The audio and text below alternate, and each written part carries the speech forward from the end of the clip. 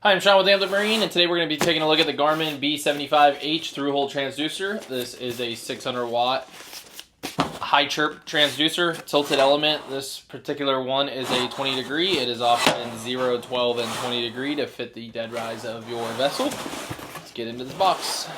First thing you're going to see is a piece of documentation showing you to avoid overheating. Always run your chirp transducers in the water to avoid damaging them. There's some other installation tips on there as well. Continuing into the box, we have the transducer attached to its cable. And then you have your collar for the connection into the back of the Garmin unit. This is an 8-pin blue connection. And then you have some installation hardware here. Documentation, the gasket, and then on the transducer itself, it is nicely wrapped. You will have your whole nut is already installed on the transducer. Back this off.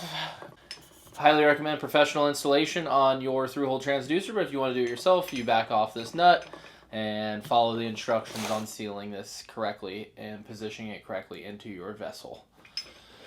The frequency range of a B75H is 130 to 210 kilohertz. It has a 600 watt output capacity, and it does have a built-in thermostat for water temperature.